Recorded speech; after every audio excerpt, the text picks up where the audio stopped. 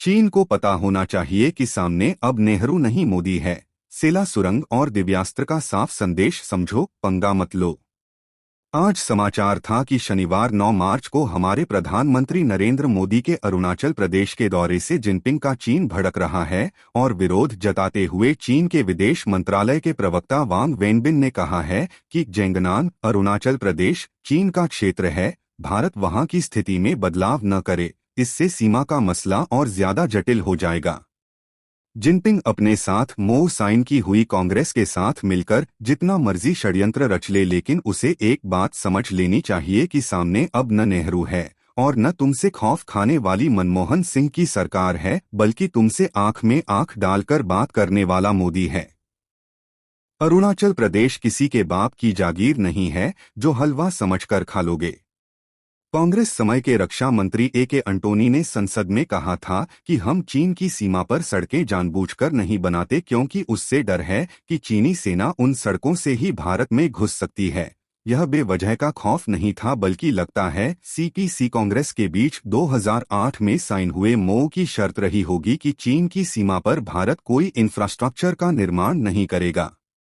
लेकिन पिछले 10 वर्षों में मोदी सरकार ने चीन की सीमा पर सड़कों का जाल बिछा दिया और हर क्षेत्र को भारतीय सेना की पहुंच में खड़ा कर दिया गया। किसी भी क्षेत्र में सेना की रसद भेजी जा सकती है। संवेदनशील क्षेत्रों में, जिनमें गलवान भी शामिल है, हर तरह सेना को मजबूत किया गया है, जिसकी वजह से चीन आज आंख उठाने की हिम्मत नहीं करता।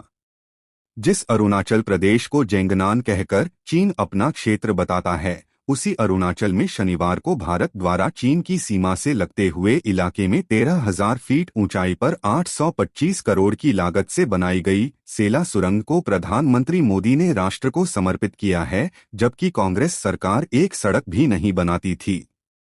यह सेला टनल असम के तेजपुर जिले को अरुणाचल प्रदेश के पश्चिमी कामेंग जिले से जोड़ती है, जिससे पूरे वर्ष आवागम जारी रहेगा और सेना की वास्तविक नियंत्रण रेखा लैक तक पहुंच कायम रहेगी। यह चीन के लिए एक बड़ी चेतावनी है और शायद इसलिए कांग्रेस ने इस टनल बनने पर सरकार को बधाई नहीं दी है।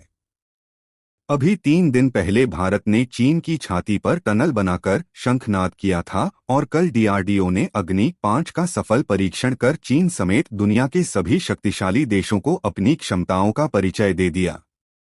इस मिसाइल का नाम ही दिव्यास्त्र रखा गया है, जिसका मतलब समझ आने से ही चीन को चेतावनी मिल जाएगी। इस मिसाइल के सफल परीक्षण से भारत अब अमेरिका, ब्रिटेन, फ्रांस, चीन और रूस जैसे देशों के बाद छठा देश बन गया जिसके पास MIRV तकनीक multiple independently targetable re-entry vehicle पर आधारित मिसाइल सिस्टम है।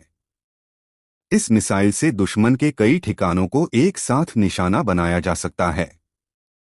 यूरोप के कुछ देशों समेत पूरा एशिया अग्नि 5 की जद में होगा, यानी पूरा चीन भी। यह मिसाइल बड़ी बड़ी एंटी बैलिस्टिक मिसाइल सिस्टम को भी चकमा दे सकती है। ये मोदी के 10 वर्षों की सबसे महत्वपूर्ण उपलब्धियों में से एक है, जो चीन और पाकिस्तान जैसे शत्रु देशों के लिए खतरे की घंटी है, और कांग्रेस इन दोनों देशों की मित्र पार्टी है, यानी भारत की शत्रु कांग्रेस भी है, क्योंकि शत्रु का मित्र शत्रु ही होता है। राष्ट्रहित सर्वोपरि।